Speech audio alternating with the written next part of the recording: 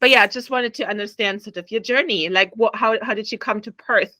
And like what was it like for you growing up? So I came to Perth 12 years ago. So previously, my experience is planning. So I worked in a corporate for 10 years. So I met my husband. No office romance. We got together after we left. Both left the company. So I'm originally from Singapore. So we met in Singapore, got married, and then in between he was already a permanent resident in Perth.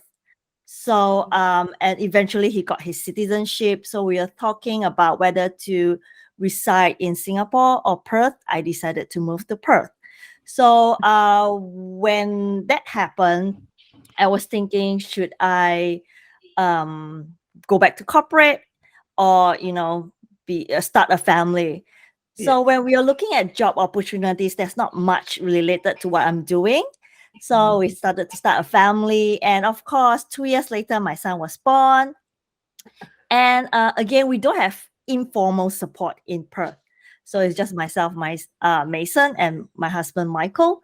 So Yeah. I decided to be a stay-at-home focus on my son, and then yeah, be with him the whole journey until he finally moved out, and things like hopefully, fingers crossed, he's able to move out, and then continue to do what I'm doing right now. I'm very happy to be able to chair his school board. Yeah.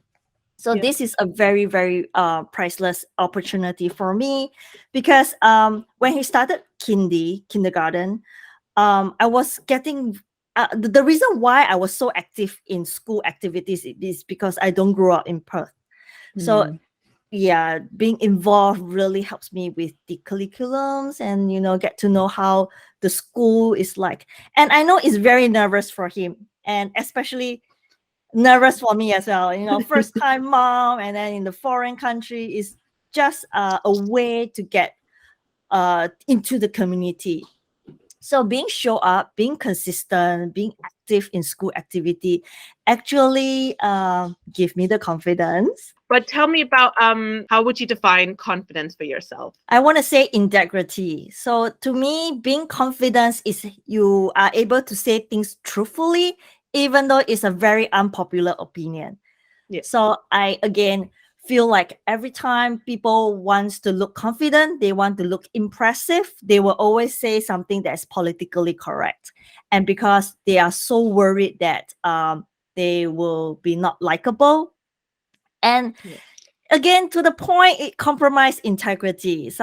Especially you will see in social media, there are few good examples whereby whatever they do or say or have are not entirely true. That's beautiful. And how would you describe your confidence building journey now looking back? You've mentioned obviously you've grown up in Singapore.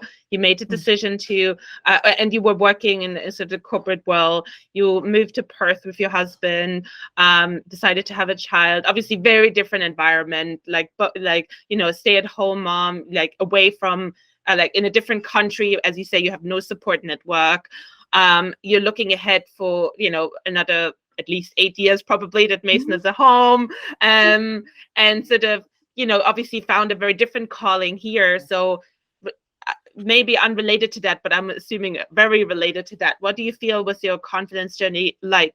Did you feel confident in Singapore, or when do you feel like that's kind of kicked in, and sort of what made the difference? When yes, Singapore, of course, especially for females, when you have a career and you are independent, you sort of have that kind of confidence, and especially you're educated. But when I Mm-hmm. moved to Perth, it's a little bit, because motherhood is very, very tough. You know, Yeah.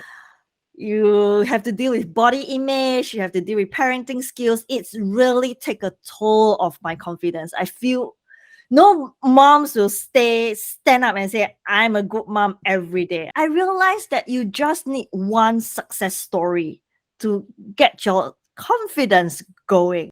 Oh, that's really cool. And you've mentioned briefly in your email before this, where you still feel like, and you've mentioned during the call as well, you mentioned imposter syndrome, you mentioned handling criticism.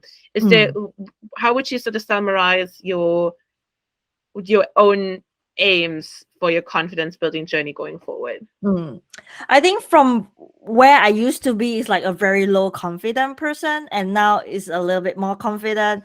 And I think the next level will be how to handle criticism. Yeah. So it's again, when you are confident, you put yourself out there and you feel like yeah, and people start to feel like why this not that. You start to be, and you really have to identify whether it is a constructive feedback or is just criticism. People say it just because they want to say it. So it's a very fine line, especially when we are still learning, and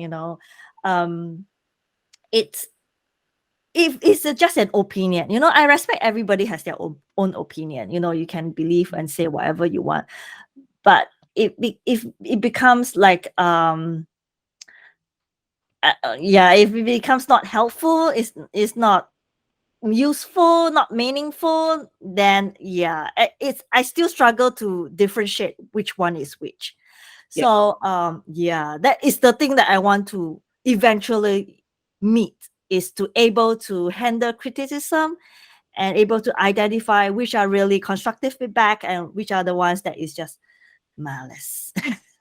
How far do you feel like you've come already on that particular aspect of handling criticism? I would say I just started. Okay. Okay. The last question that I had for you for today was whether it's somebody who's at the very beginning of their confidence building journey, and it might be a person who is keen to impress, like we said in the beginning, or it might be someone who's internalizing it more and just, not believing in themselves, not putting themselves out there. And what would be your advice to them to get started to building their confidence? I think everyone will need that one success story. So, and I just feel like if you don't succeed the first time, it's never your fault. It's just the stars don't align. So if you're able to experience that one success story, that you able to achieve what you wanted and you planned for it, and it's really the light bulb moment. You really need the person really need to experience that, and you will see that I can do it.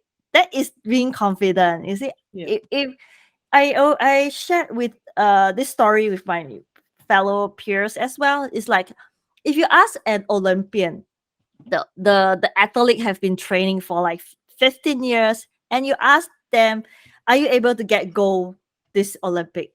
If the person says that, not so sure, I will try. You can't say that you have been trying for 15 years. And if people would ask you that, you have to say, yes, I can get gold medal. Of course, I've been training for 15 years. Of course, I can get it. So this is not arrogant. This is confident. So again, you just need to have one mind and say that you have been doing it. You have been training for so long and you do it. And of course, you can do it. Of course, it will succeed. So yeah, that's the thing I want to say.